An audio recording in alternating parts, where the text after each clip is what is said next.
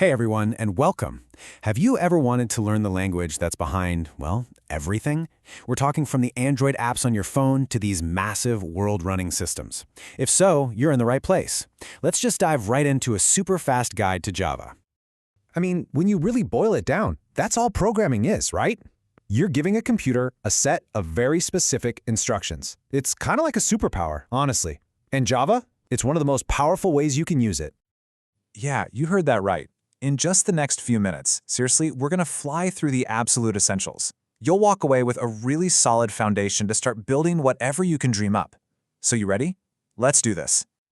All right, first things first. What is the big deal with Java? What makes it so special? Well, it really all comes down to this one core idea, this run-anywhere superpower it has. And this is it, the core promise, WORA. It stands for Write Once, Run Anywhere. I mean, think about that for a second. You write your code just one time, and it can run on a Windows machine, a Mac, a Linux server, you name it. And the secret sauce, the magic that makes this all possible, it's something called the Java Virtual Machine, or just the JVM. So how does that magic actually work?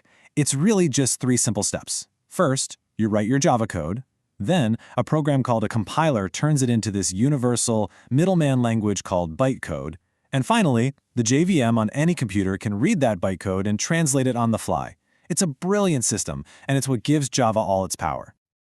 Okay, so how do you get started right now? Look, we're going to take the easy route today. Don't worry about downloads or installations. Just open a new tab and search for an online Java compiler. You can write and run code instantly, right in your browser. It's perfect for learning. We can worry about the pro setup later, once you've got the basics down.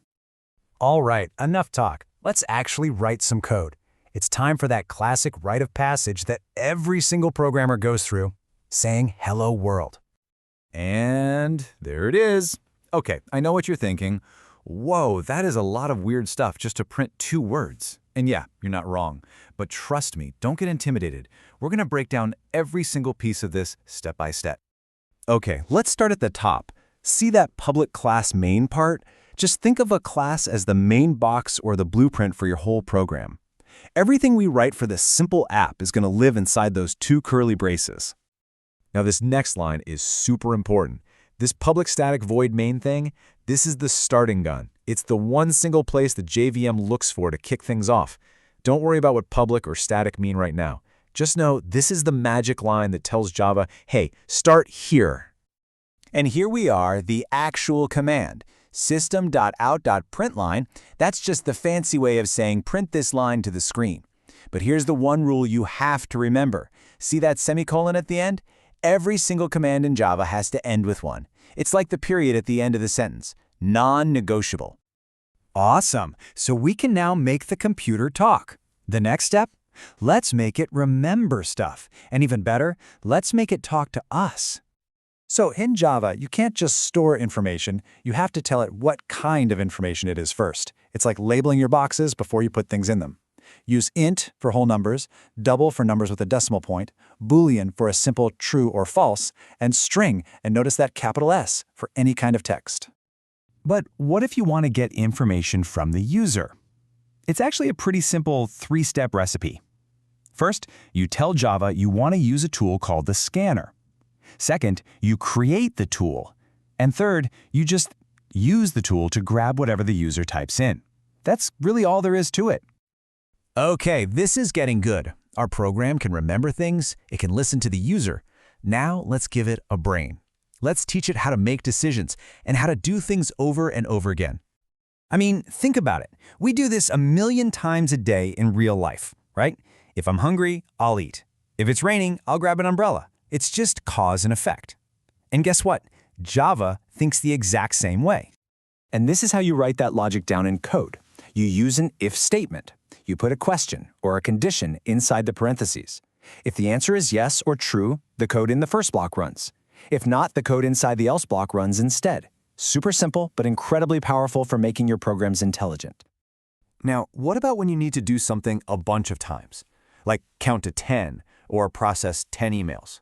You do not want to write the same line of code 10 times. That's where loops come in. The for loop is your best friend for this. You just tell it where to start counting, where to stop, and how to count. And boom, It does all the repetitive work for you. Okay, we're really starting to build some powerful stuff now.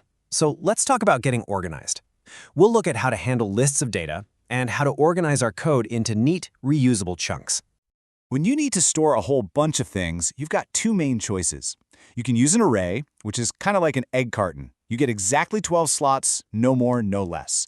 Or you can use an array list, which is way more like a shopping bag. You can just keep throwing stuff in. Honestly, when you're starting out, that flexible array list is almost always what you want. And what about organizing your code? That's where methods come in. Think of a method as a reusable recipe. Let's say you have a bunch of steps to calculate a discount. Instead of writing those steps out every time, you just wrap them up in a method called, say, calculate discount. Then, whenever you need it, you just call that one name. It's a lifesaver for keeping your code clean. Okay, deep breath. We've made it to the last, and honestly the most important idea in all of Java. This isn't just another feature. This is the entire philosophy that Java is built on. It's what lets people build those massive, complex applications. We're talking about object-oriented programming. It all starts with this idea of a class. A class is just a blueprint. So you can create a blueprint for a dog, and inside that blueprint you define everything a dog should have. Attributes like a name and an age, and everything a dog can do, behaviors like bark. It's all about modeling things from the real world right there in your code. So if the class is the blueprint for a dog, an object is an actual dog that you create from that blueprint. See the code here? We use the new keyword to create a real dog named Buddy, who's 4 years old. We could use that same blueprint to create another dog, Fido, who's 2. You can create thousands of individual dog objects all from that one plan. This is the key to managing huge, complex programs. But here's where it gets really cool. It's a concept called inheritance. You can create a new blueprint, say for a police dog, that extends the original dog blueprint. This new police dog automatically gets everything a normal dog has, a name, an age, the ability to bark, and then you can add new specialized stuff like a search ability. You're reusing code instead of starting from scratch. It's an incredibly powerful way to build things. And just like that, that's our entire crash course. We went from a simple hello world all the way up to the massive idea of classes and objects. You now have the fundamental building blocks of Java. You've seen the blueprint, you've seen the creation.